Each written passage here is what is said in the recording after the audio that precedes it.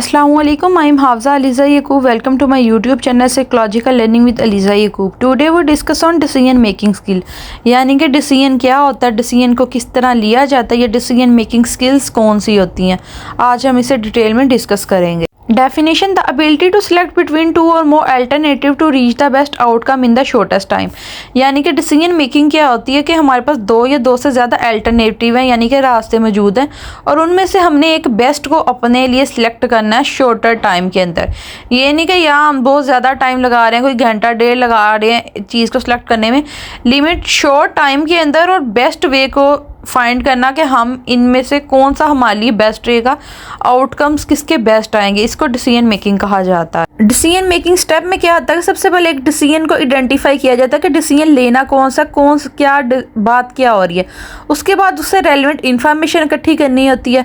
जब एक relevant information इकट्ठी हो जाए डिसीजन के, भी उसके अल्टरनेटिव वे फाइंड करने होते हैं कि इसके अलावा और कौन से रास्ते हो सकते हैं। यानी अगर इस तरह की हमने अपने माइंड के अंदर प्रोसेस बनाया कि हमने एक थीसिस करना है, तो सबसे पहले हमने उसकी रेलेवेंट इन्फॉर्मेशन ली है, फिर हमने अपनी उस थीसिस का और टाइटल भी फाइंड आउट करने है कि अगर इस तरह नहीं सिलेक्ट हो रहा तो और कौन सा हो सकता है।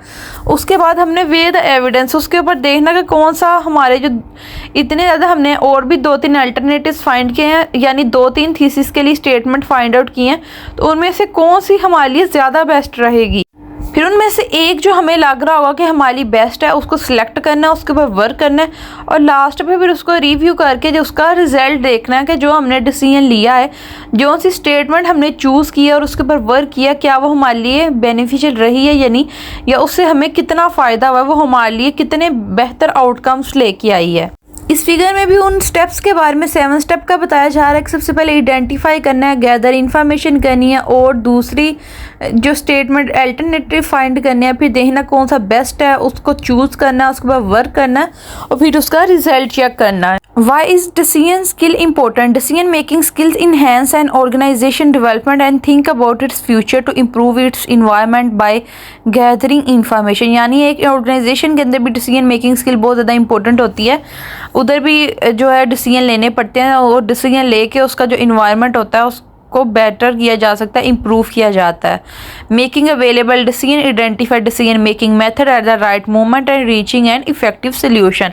यानी एक ऑर्गेनाइजेशन के अंदर क्या हुआ कि अगर वहाँ पे कोई डिसीजन लेना है तो भी उसके अल्टरनेटिव फाइंड किए जाते हैं, और सबसे राय ली जाती है कि क्या डिसीजन लेना है और किस तरह फिर उसके ऊपर वर्क करना है, और कौन सा क्या डिसीजन राइट मोमेंट के ऊपर लिया जाए जिसका जो सोल्यूशन है वो बेहतर आएगा।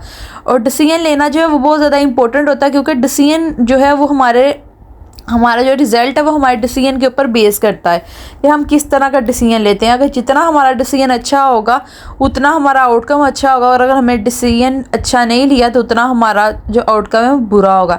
यानी हमारे पास अगर 2 ट्यूटर हैं, उनमें से हमने सिलेक्ट करना है कि कौन सा हमारे लिए अच्छा रहेगा, तो अगर हम उसको अच्छी तरह से छानबीन करके उसकी सिलेक्शन करेंगे तो उससे हमें ये फ़ायदा होगा कि अगर हम अच्छे ट्यूटर से पढ़ेंगे तो हमारा रिज़ल्ट अच्छा आएगा।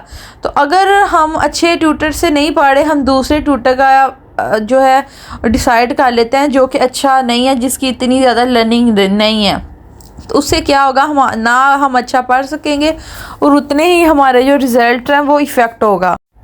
ये एक फिगर है जिसमें एक इंडिविजुअल अब ये डिसाइड कर रहा है कि ये इतने ज़्यादा रास्ते, इतने ज़्यादा अल्टरनेटिव, उनमें से वो कौन सा सिलेक्ट करे।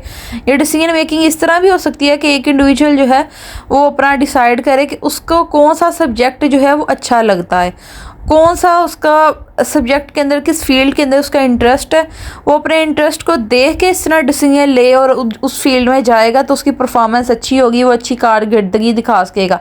लेकिन अगर उसने पहले से अच्छी तरह डिसीजन नहीं लिया, उसने किसी और के कहने में आके डिसीजन लिया है, तो बाद में वो अच्छी तरह से दिल लगा के पढ़ नहीं सकेगा।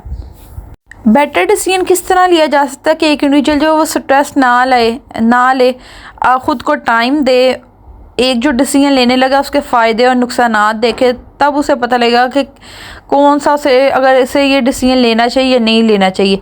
अपने गोल्स के ऊपर वर्क करे, उनके ऊपर सोचे, पॉसिबिलिटीज़ देखे कि और क्या हो सकता है, किसी और से डिस्कस करे अपने डिसीजन के बारे में, अपनी डायरी ले उसमें अपने डिसीजन के बारे में नोट करे, और अपना प्लान जो है वो बनाए कि किस तरह उसने अपने इस प्रोसेस को लेके चलना है। दूसरों के साथ भी उसे शेयर करे, उनसे भी राय ले। डिसीजन मेकिंग के अंदर जो लीडरशिप है उसका भी एक बहुत ज़्यादा इंपॉर्टेंट रोल होता है। यानी कि अगर एक ग्रुप मीटिंग है उसके अंदर तमाम लोग अपनी अपनी राय दे रहे हैं, तो अगर वहाँ पे एक लीडर मौजूद होगा तो वो अच्छे तरीके से सबकी जो डिसीजन है उनको कंबाइन करके एक डिसीजन बना के आगे उसको फर्दर प्रोसेस लेके चलेगा। और अगर उस वक्त सब लोगों के अलग-अलग डिसीजन है तो वैसे समझ नहीं आएगी कि कौन सा जो सिंगल सोल्यूशन है उसके ऊपर चला जाए, कौन से डिसीजन को ऊपर वर्क किया जाए, किसके डिसीजन को सिलेक्ट किया जाए। इसलिए जो एक लीडरशिप होती है, जो एक लीडर होता है, उसका डिसीजन मेकिंग के अंदर बहुत ज़्यादा इंपॉर्टेंट रोल होता है। किस तरह जो है वो अच्छी डिसीजन मेकिंग की जा सकती है, जब एक प्लान बनाया जाए, फिर उसके ऊपर वर्क किया जाए, डेडलाइन सेट की जाए कि कितनी देर के अंदर डिसीजन ले लेना है, चॉइसेस रखी जाएँ, ऑप्शंस रखे जाएँ कि इस तरह ना होगा तो फिर कौन सा अल्टरनेटिव यूज़ किया जाएगा।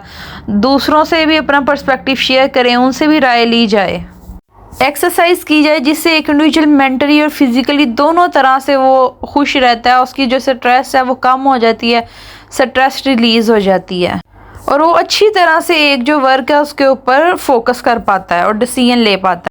फीचर्स ऑफ डिसीजन मेकिंग, कौन से फीचर्स जो होते हैं वो डिसीजन मेकिंग के अंदर इंपॉर्टेंट होते हैं। रैशनल थिंकिंग की जाए, प्रोसेस एक किया जाए, सिलेक्ट किया जाए कौन सा बेस्ट डिसीजन हो सकता है या उसके अल्टरनेटिव फाइंड किए जाए, पर्पस देखा जाए कि पीछे क्या, पॉजिटिव डिसीजन मेकिंग की जाए, कमिटमेंट की जाए डिसीजन मेकिंग के अंदर, उसके ऊपर भी पूरा उतरा जाए और अपने डिसीजन को इवेलुएट किया जाए कि ये बेस्ट है या नहीं है। What makes decision difficult? Difficult in making decision can be caused by several factors such as fear of failure and lack of confidence of information। यानी कि कौन से लोग हैं जो वो डिसीजन लेने में डिफ़िकल्ट होता है जिनके लिए, या वो घबरा रहे होते हैं कि डिसीजन नहीं लिया जाता, जिनके अंदर कॉन्फिडेंस कम होता है, इंफॉर्मेशन नहीं होती जिनके पास, या जिन्हें फेलियर का डर होता है कि अगर मैंने ये डिसीजन ले लिया और मैं फेल हो गया तो फिर क्या होगा। इसलिए वो दूसरों के ऊपर डाल देता है कि मुझे कोई और डिसीजन लेके बता दे कि कौन सा मेरे लिए बेस्ट रहेगा और मैं वो काम कर लेता हूँ। इनडिसिसिवनेस जो है, यानी कि वो लोग जो डिसीजन नहीं ले पाते, उसके अंदर ये भी हो सकता है कि उन्हें मेंटल हेल्थ कंडीशंस का सामना करना पड़ता हो। ADHD यानी कि वो उन्हें उसके अंदर फोकस नहीं कर पा रही, या वो डिप्रेस है, या कोई ऐसा ट्रॉमा उनका गुजरा है, उन्होंने कोई डिसीजन लिया और वो उनका गलत हो गया, उनको उनका पास्ट एक्सपीरियंस अच्छा नहीं गुजरा, इस वजह से जो है वो आगे फर्दर डिसीजन नहीं ले पा रहे। डिसीजन मेकिंग के 4 फंक्शन है। सबसे पहले कि प्लान किया जाए कि क्या वर्क, क्या डिसीजन लेना क्या है, फिर उसे ऑर्गेनाइज किया जाए एक वे के अंदर, फिर लीड किया जाए, leading involve motivating the employees को मोटिवेट, ऑर्गेनाइजेशन की बात हो रही है कि इस तरह पहले एक प्लानिंग करनी है, फिर ऑर्गेनाइज करना है, फिर लीड करना है कि ये हमने डिसीजन लिया, इसके ऊपर वर्क करना है, और फिर कंट्रोल करके उसके ऊपर सारे जो है वो यूनिट होकर उसके ऊपर वर्क करें। इसी तरह अगर एक वैसे इंडिविजुअल ने डिसीजन लेना है तो वो भी पहले फाइंड आउट करे, अपनी प्लानिंग करे कि डिसीजन लिया क्या, उसको एक वे के अंदर उसका स्ट्रक्चर बनाए कि किस तरह उसने सारे प्रोसेस को लेके चलना है, फिर उसके ऊपर वो वर्क करे और एंड पे अपना वो आउटकम देखे, एनालाइज करे। Are you a good decision maker, क्या आप अच्छे डिसीजन मेकर हैं? ये अब आप पे डिपेंड करता है कि क्या आप डिसीजन लेने से पहले उसके प्रोज एंड कॉन्स देखते हैं, उसके फ़ायदे और नुकसान देखते हैं, जज करते हैं या नहीं करते, या डिसीजन लेने से पहले अपना उसके बारे में एक कंप्लीट प्रोसेस बनाते हैं, या किस तरह आप डिसीजन लेते हैं।